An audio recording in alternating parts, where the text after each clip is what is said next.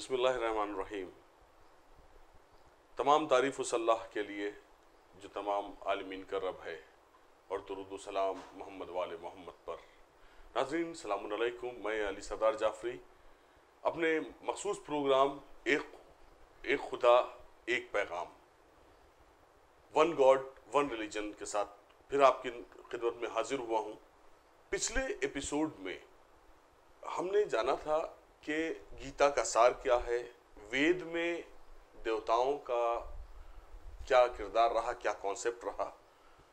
अब इन्हीं सवालातों को आगे बढ़ाते हुए हम देखते हैं कि हमारे आगे के कॉन्सेप्ट्स क्या हैं। आगे कुछ चीज़ें ऐसी हैं, आगे कुछ सवालात ऐसे हैं जो हमारे साथ खुसूसी मेहमान हमारे जनाब सैयद हैदर साहब हमारे साथ मौजूद है। अस्सलाम वालेकुम जनाब। एक सवाल ये इस चीज़ में है कि मज़ाहिब में अलग अलग देवताओं की बात हुई, जिससे अभी इससे पहले हमने एपिसोड में बात की थी, लेकिन सब कुछ होने के बावजूद कुरान में जिस तरह से खुदा एक है ये बिल्कुल क्लियर है। तो दूसरे जो मज़ाहिब हैं, हिंदू मज़हब जो अगर हम उसकी बात करें, जहाँ पे बहुत ढेर सारे देवता कहे जाते हैं, तो क्या उनकी बुक्स में, उनकी किताब में भी क्या इसका जिक्र है कि खुदा एक है, उसको वजाहत किया गया? जी, बहुत अच्छा सवाल है आपका। कुरान तो बहुत वाज़े तौर पर ला इलाहा इल्लल्लाह, कोई खुदा नहीं सिवाय एक खुदा के, उस ख़ास खुदा के। वो ख़ास खुदा जो सारी मखलूक, सारी कायनात, सबका खालिक है, उसकी बात कर रहा है। लेकिन अगर मान लीजिए इसी इस्लाम के दायरे में मलकुल मौत की बात होती है कि जो मारता है, रूह कब्ज़ करता है, तो अब कहे कि आप खुदा के सामने किसी और को पेश कर रहे हैं तो बच्चा बहुत छोटी बात होगी, क्योंकि असल में मलकुल मौत की अगर बात हो रही है तो वो उसी खुदा की खुदाई का एक हिस्सा है। तो अभी हम जैसे जैसे हमारी ये डिस्कशन आगे बढ़ेगा, हम देखेंगे कि देवताओं को भी उनका असल रोल आपको मालूम हो जाएगा, हमको पता लग जाएगा कि क्या है।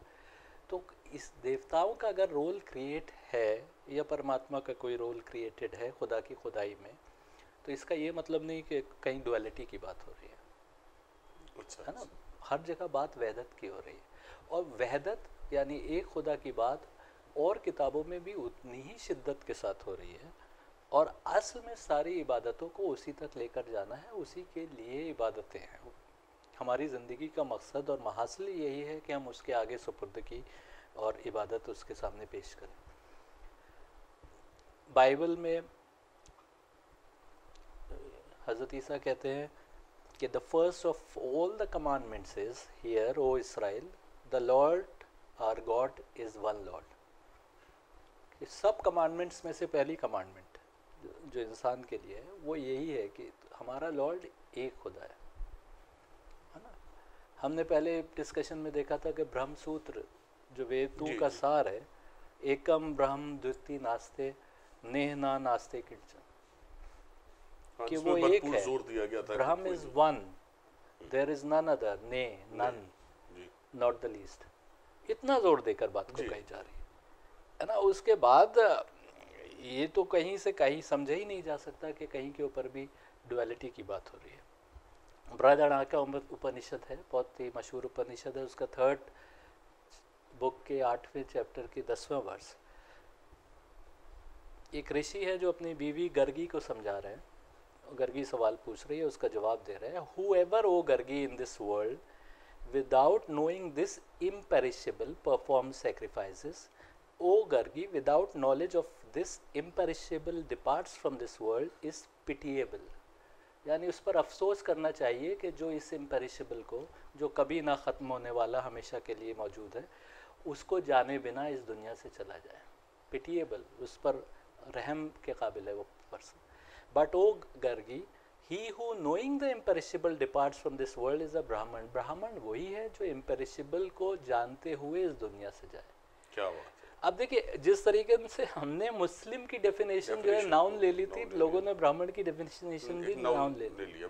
ब्राह्मण भी एडजेक्टिव है, यानी कोई ख़ास कैरेक्टरिस्टिक्स है, कुछ ख़ास खूबियाँ हैं जो अगर उस किसी इंसान में है तो वो ब्राह्मण है। और ये क्या कह रहा है बृहदारण्यक उपनिषद कि अगर वो जानता हुआ ब्रह्म को पहचानता हुआ इस दुनिया से जाए, और अगर नहीं पहचान रहा है तो वो रहम के काबिल है।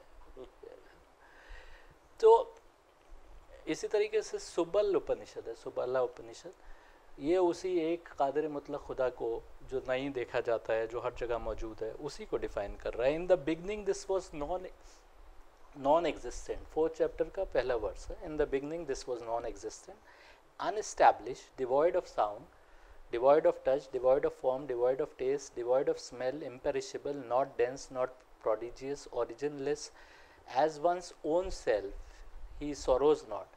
That which is lifeless, mouthless, earless, speechless, mindless, splendorless, devoid of name and clan, headless, devoid of glowing redness like fire, immeasurable, not short, not long, not gross, not minute, not small, not great, not definable, not obscure, not demonstrable, not manifest, not shrouded, not obscure, not demonstrable, not without an interior, without an exterior, it does not feed on anything, nor does anything feed on it. One should attain this Brahman.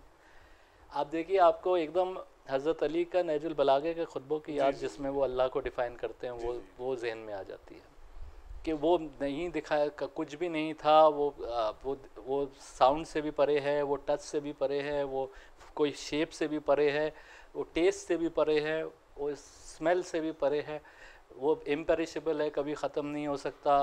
अब वो हर opposites बयान कर रहे हैं, है ना, छोटा भी नहीं है, बड़ा भी नहीं है, डिफाइनेबल भी नहीं है, फिर भी ऑब्सक्योर भी नहीं है, यानी छिपा हुआ भी नहीं है, और मतलब दिखाया भी नहीं जा सकता। इस गायब को पहचानना आसान नहीं है, आसान नहीं है। तो ये पूरा उपनिषद बयान कर रहा है उसको। और मैं जैसे कहा ना कि आप नहजुल बलागा में देखिए और आप इसको कंपेयर कीजिए। यानी कि ये माना जाए कि अल्लाह ताला की वहदानियत का जो तस्करा है वो हर किताब में हर जगह हो रहा है। One should attain this Brahman by recourse to the 6 means of truthfulness. सच्चाई के 6 तरीकों से पर आकर ही इस तक पहुंचा जा सकता है ना। Charity, austerity, fasting, chastity and complete indifference to worldly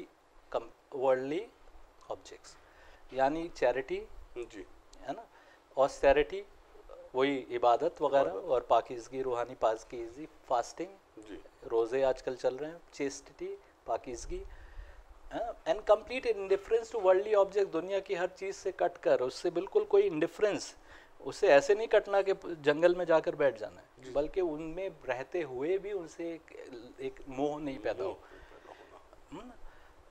one should also attend to the following 3, ये 3 भी करना चाहिए, self control, charity and compassion, दूसरे पर रहमदिली। ये सब जो कर रहा है, यानी कर्म कर रहा है, अच्छे अमाल कर रहा है, रूहानियत के एक लेवल पर अपने को डेवलप कर रहा है, वही पहुंच सकता है। रूहानियत के एक मेयार तक पहुंचना है, ऐसे ही नहीं कि नाम जप के आदमी पहुंच जाएगा, है ना। The pranas of this do not go out, even where he is they get merge, he who knows thus becoming Brahman remains Brahman alone. वो उससे मतलब एक हो जाता है जो इस लेवल के ऊपर। ये है हिंदू स्क्रिप्चर्स का एब्सोल्यूट गॉड, है ना। अभी आप बार बार इसका आप देखिए कि हर जगह इसी तरीके से डिफाइन किए जा रहे हैं। अमृत बिंदु उपनिषद कृष्ण यजुर्वेद का हिस्सा है जी। अब ये दिमाग के लिए कह रहे हैं कि दिमाग 2 तरीके का है, एक प्योर और एक इम्प्योर। उसकी बात करने के बाद जो है कहते हैं कि when a mind freed from the desires for objects and controlled in the heart attains the reality of atman, then it is in the supreme seat. अभी ये अल्लाह कादिर मुतलक की बात नहीं हो रही, एक लेवल की बात हो रही है। अब देखिए सुप्रीम सीट की बात हो रही है, अर्श की बात हो रही है, कुर्सी की बात हो रही है। आयतल कुर्सी जहन में रखिएगा, है ना। अभी अल्लाह की बात नहीं हो रही, लेकिन है ना। अब आगे अल्लाह की बात होती है, अल्लाह की बात होती है कि it is not at all one that can be contemplated upon. वो ऐसा नहीं है जिसके ऊपर आप मेडिटेट कर सके, उसके बारे में सोच सके। It is not one that can not be contemplated upon. फिर कह रहे हैं लेकिन वो ऐसा भी नहीं है कि जिसके बारे में आप सोच नहीं सकते। जो अक्लमंद शख्स, विजडम का मैंने एक बार बताया था कि विजडम के लिए कहा गया कि जो यही नॉलेज है वही रखता है, जो ये नॉलेज वही वाइज है, वही विजडम है ना। तो wise man having known that ब्राह्मण, इस ब्राह्मण को पहचानते हुए, जानते हुए, अब ये that is without fancy, without and, उसका कोई एंड नहीं है, विदाउट कॉज, उसकी शुरुआत कोई कॉज नहीं है, कोई कहीं से नहीं हुई है। और एग्जाम्पल बियॉन्ड इन्फ्रेंस, सोच से परे है, एंड विदाउट बिगनिंग, और फिर वही कि वो हम उसकी कोई शुरुआत नहीं है, उसकी बिगनिंग नहीं है, वो जो है वो निजात पा जाता है ना। अब देखिए ये ब्राह्मण की खूबी और बयान की जा रही है कि जो इस तरीके से खुदा को पहचानता है, और मेडिटेशन भी इसी के ऊपर करना है। लेकिन अब अफसोस की बात है, अब आज बहुत से लोग कहते हैं कि शून्य में मेडिटेशन करना है।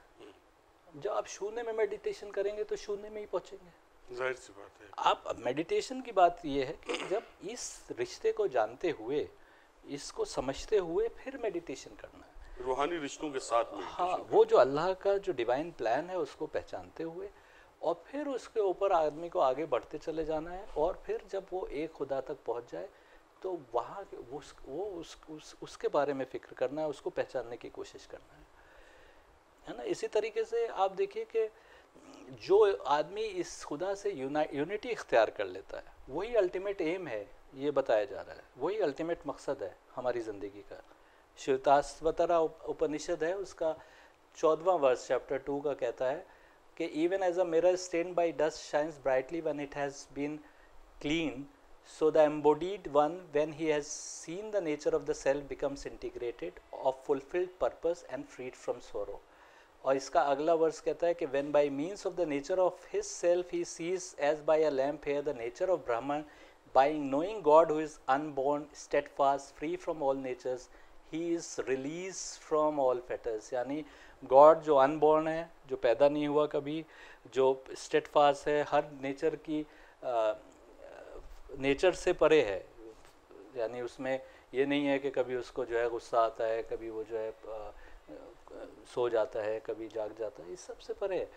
And is release from all fetters, वो आदमी जो है वो निजात पा जाता है। फिर वही डिस्क्रिप्शन हो रहा है।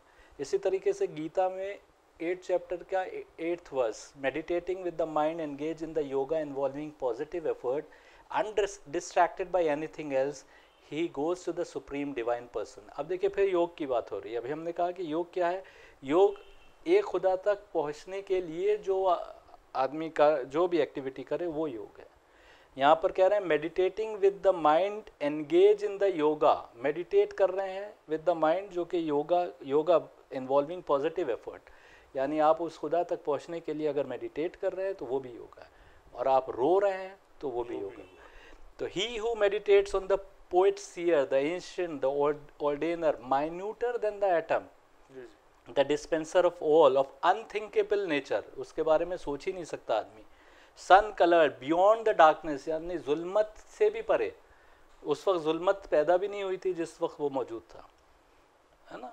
who meditates at the time of departure with a steady mind possessed of devotion, as also of the strength that comes from yoga, well fixing the life breath betwixt the eyebrows, he reaches that supreme divine person। अब जब परमात्मा बात कर रहा है गीता में तो first person में बात कर रहा है, लेकिन वही परमात्मा थर्ड पर्सन में उस डिवाइन पर्सन को पहचानवा रहा है, जो माइन्यूटर देन द एटम है, जो सोचा नहीं जा सकता, जो सोच से भी परे है ना। और आगे कह रहा है कि uttering the one syllabled word Om which is the absolute while constantly remembering me. अब देखिए अब यहाँ पर वाजे हो गया कि परमात्मा जो है वो खुदा नहीं है। वो कह रहे हैं कि मुझे याद करते हुए तुम्हें एब्सोल्यूट के ऊपर मेडिटेट करना है। थर्ड पर्सन में एब्सोल्यूट गॉड खुदा की बात हो रही है, बात कृष्ण के मुंह से परमात्मा कर रहा है, मुझे याद करते हुए। हाँ, मुझे रिमेंबरिंग मी, कॉन्स्टेंटली रिमेंबरिंग, मुझे याद रखो। लेकिन इबादत वहाँ तक पहुँचना वहाँ तक है, तुम्हारी मंजिल वो है, वो एब्सोल्यूट है। और यही ओम जो सिलेबल हिंदू बोलते हैं, इसका मकसद ही यही है कि वो फ्लाइट एक उपनिषद में है कि ओम का मतलब है वो एक ऐसा पंछी, एक ऐसी चिड़िया जो आपको उस खुदा तक ले जाए।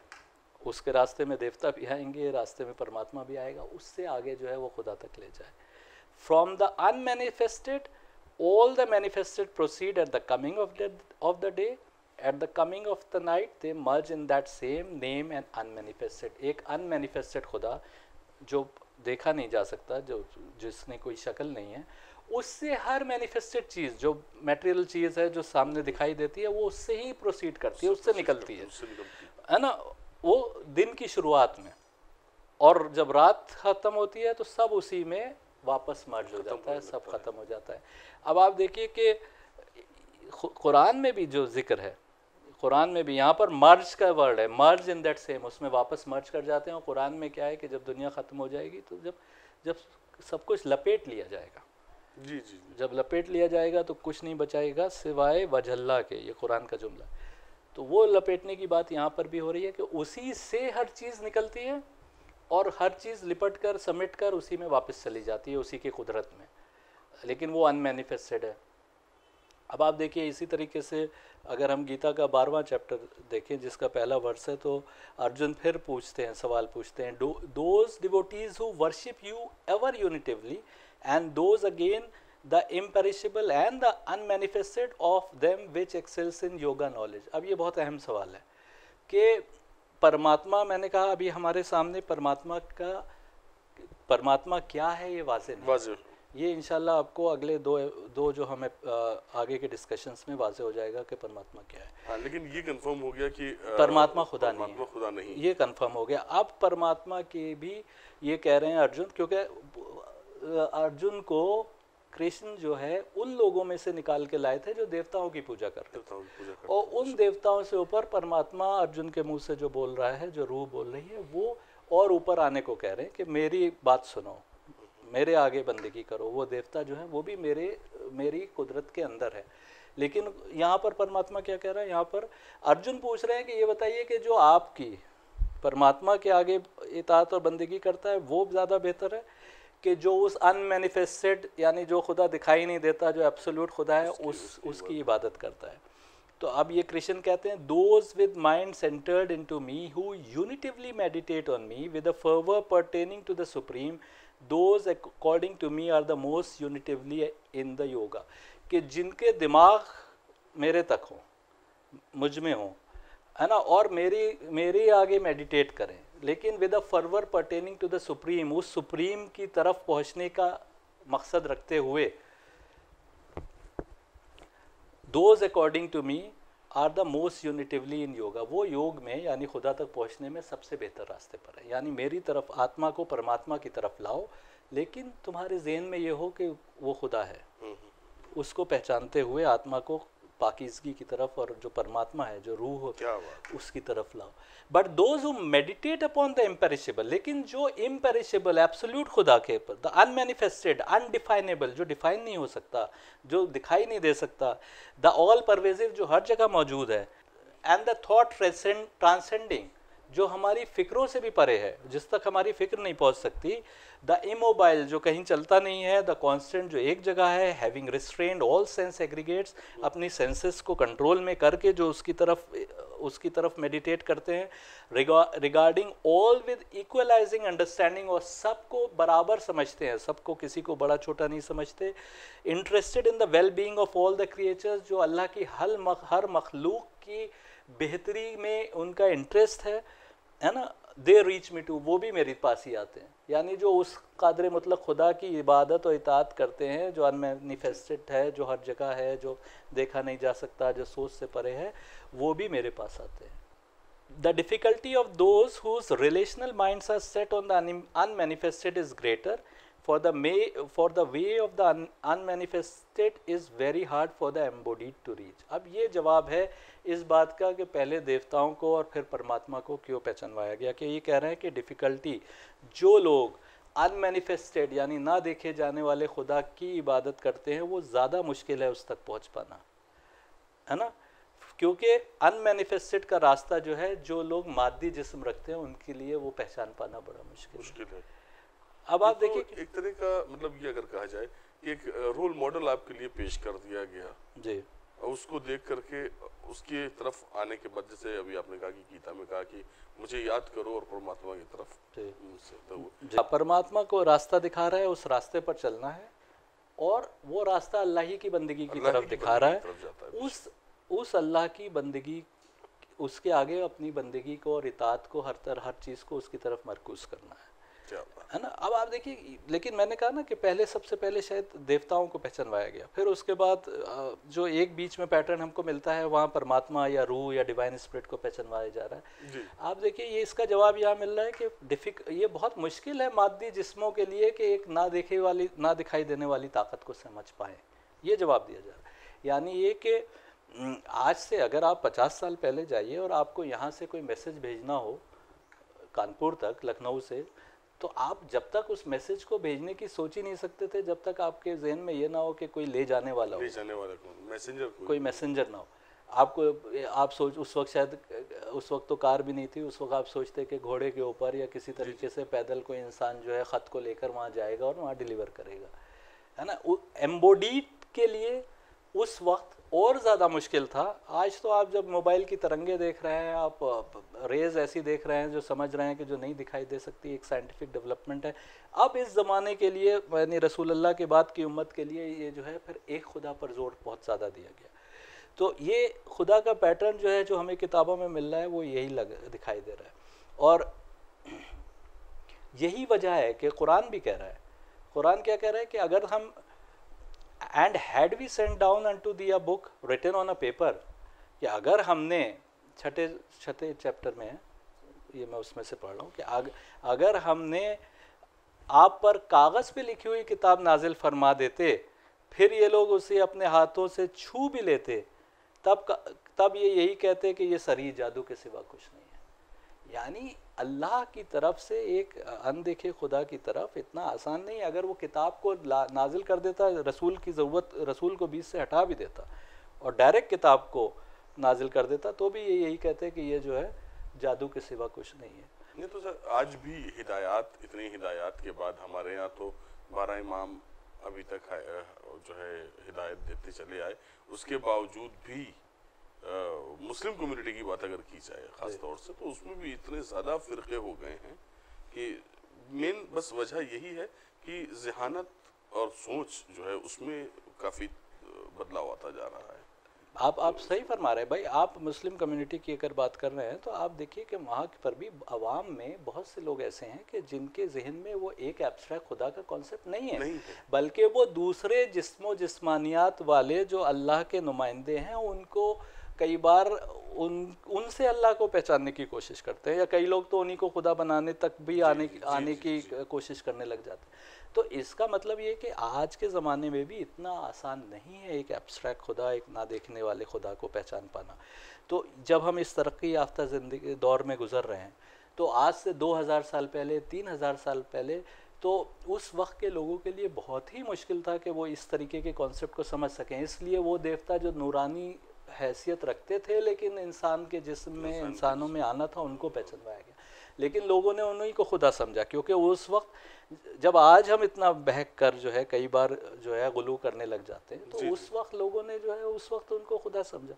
तो फिर धीरे धीरे जब और मैसेंजर्स आए तो उन्होंने उसको और सही तरीके पर वाजे करने की कोशिश की, जैसे कृष्ण करते दिखाई दे रहे हैं कि देवताओं से और आगे ले जाने की बात कर रहे हैं। तो गीता में बहुत डिटेल में ये रिश्ते को बयान किया गया है ना। और यही बात कुरान भी कह रहा है कि अगर हमने फरिश्ते को भी भेज दिया गया होता तो फरिश्ते को भी कैसे भेजते, इंसानी की शक्ल में तो भेजते। ये कुरान कह रहा है, had we made him an angel we would have certainly made him a man, तो हम उसे आदमी की शक्ल में भेजते। And we would certainly have made confuse to them what they now, जिसके ऊपर वो कन्फ्यूज हैं वो उस वक्त भी उस पर कन्फ्यूज ही हो जाते। तो आज भी अगर आइम्मा की आपने बात करी, अगर आइम्मा हमारे बीच आए तो बहुत से लोग तो उन्हें आम इंसान जैसा समझते रहे, है ना। लेकिन बहुत से लोगों ने, जिन्होंने यहाँ तक के नुसैरियों ने या बहुत से दूसरे लोगों ने जो है उनको एक वो रुतबा दिया जो वो खुद नहीं पसंद करते थे कि उनको दिया जाए, है ना। तो यहाँ तक के इमाम जाफर सादिक अलैहिस्सलाम की एक हदीस है कि तुम मेरे बारे में, हमारे बारे में जो कुछ सोच सकते हो सोच लो, हमको तुम उससे बड़ा पाओगे।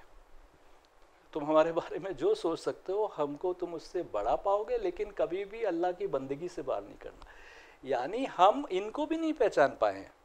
ये हमारी अल्लाह जो है उसको पहचान पाना आसान नहीं है। जो ये नूर हमारे दरमियान आया, अभी तो हम इनको ही नहीं पहचान पाए। वो कह रहे हैं कि तुम हमको जो सोच लोगे उससे बड़ा पाओगे, लेकिन लेकिन अल्लाह जो है उसकी बंदगी से हमको बाहर नहीं करना, क्योंकि हम जो है हम जो है जो कुछ भी हैं वो उसी की वजह से है, उसी ने हमको ये कुदरत बख्शी है। तो इसमें इन तमाम चीज़ों को देखते हुए ये वाज़ेह तौर पे ज़ाहिर हो रही है कि मतलब ये बात ज़ाहिर हो रही है कि कुरान मजीद और गीता, इन तमाम किताबों में वन गॉड और ये कॉन्सेप्ट जो है इसका, ये बिल्कुल ये क्लियर है। लेकिन तमाम जो हमारे साथ और लोग हैं या हमारे नाजरीन हैं जो देख रहे हैं, अभी तक शायद ये चीज़ उन तक ये चीज़ नहीं पहुंची है। इसके बारे में आप मतलब कैसे इसको? नहीं, ये कॉन्सेप्ट तो हर ज़माने से किताबों में मौजूद है, लेकिन हमने किताबों को पढ़ा ही नहीं। अब मसला ये है कि हम पढ़ेंगे नहीं और हम आवाम की सोच को देख कर ही जो है अपना एक ओपिनियन बना लेंगे। जो क्राइटेरिया है माशरे का उसके हिसाब से ज़हनियत अपनी तो हमने जो जिस तरीके से आवाम को जो एक्टिविटीज़ करते देखते हैं उसको देखकर जो है हमने एक माइंडसेट बना लिया। लेकिन ऐसे ही यही गलती दूसरे करते हैं कि वो असल हमारी किताबों को पढ़ने के बजाय जो आम मुसलमान जो करते दिखाई दे रहे हैं उसको देखकर ये समझते हैं कि यही किताबें बता रही होंगी। लेकिन असल में जो मैं कह रहा हूँ कि हम किताबों से बहुत दूर आ गए हैं। हम जो है असल उन किताबों पर वापस जाएं जो इलाही किताबें हैं, तो एक रास्ता बिल्कुल वाज़ेह तौर पर हमारे सामने आ रहा है और बार बार आ रहा है। आप देखिए कि मैं तो इतना है कि मैं इस एपिसोड में आपको सब बता भी नहीं सकता एक खुदा के बारे में। जितनी आयतें मौजूद हैं उसमें तो मैंने बहुत थोड़ी सी यहाँ लिखी है, वो सब भी मैं नहीं बयान कर सकता आपको। लेकिन आप देखिए कि the absolute which is said to be neither existence nor non existence, वो है भी और नहीं भी है। अब ये बताइए, ये बहुत फिलोसफिकल जो है ना, ये गीता का 13 चैप्टर की 12वां वर्ष है ना, इसके आगे कह रहे हैं कि the light even of lights 17वें वर्ष में, वो नूर है नूरों का। अब आप बताइए, आपको कुरान का नूरन नूर याद आ गया होगा, खुदा का नाम क्या है? नूरन नूर। और ये 17वें वर्ष में कह रहे हैं the light even of light, जितनों को तुम नूरानी समझते हो उनकी लाइट भी यही है। क्या बात? उनकी रोशनी भी इसी के सबब से है। That is said to be beyond darkness, और वो जुल्मत से परे है, यानी नूर और जुल्मत की खलकत से पहले मौजूद था। नॉलेज, वही नॉलेज है, वही नोवेबल है, उसी को जानना है, वही जानने का हक रखता है। और what is to be reach through knowledge, और नॉलेज के थ्रू उसी तक पहुंचना है। Particularly located in the hearts of everyone, और वो सबके दिलों में है, हमें अपने अंदर से पहुंचना है उस तक। हमें कोई बाहर की एक्टिविटी करने की जरूरत नहीं है। मैं तुम्हारी शहरक से ज़्यादा करीब, मैं तुम्हारी शहरक से ज़्यादा करीब हूँ। और ये कह रहे हैं कि particularly located in the hearts of everyone, सबके कल्ब में मौजूद है। इसी तरीके से आगे एक जगह श्वेताश्वतरा उपनिषद में कहा जा रहा है कि the nature of Brahman, by knowing God who is unborn, steadfast, free from all natures, he is released from all fetters। ये शायद हम पहले भी बता चुके हैं। गीता में 2nd चैप्टर की 59th वर्स में कहा जा रहा है कि he is one beyond being sighted, उसको देखा नहीं जा सकता है ना, one beyond being sighted, जो नज़र से नहीं देखा जा सकता है ना। उसी तरीके से गीता के ही 2nd चैप्टर के 72वें वर्स में this is the state of being in the absolute of Partha on reaching which one suffers from delusion no more. उस तक पहुंच गया इंसान तो फिर उसको फिर कोई कम इल्मी, कोई कम अखली बिल्कुल ख़त्म हो जाती है। Establish in this at the very last moments of life one reaches that final state of pure being in the absolute. यही निर्वाण है। निर्वाण क्या है कि इंसान जो है अपनी रूहानी तरक्की करते करते उस अल्लाह से कुर्बत हासिल करता चला जाए, यही निर्वाण है, यही मोक्ष है। कहा जा रहा है 3rd चैप्टर के 42nd वर्स में कि वो रीज़न से भी आगे है, अकल से भी उस तक नहीं पहुंचा जा सकता। Thus knowing him to be beyond reason। इसी तरीके से मंडल ब्राह्मण उपनिषद ये कह रहा है कि who knows Brahman and who is the sole enjoyer of Brahmic bliss which is eternal and has dawned upon him, that man becomes one with Brahman। वो मुल्हक उससे एक हो जाता है।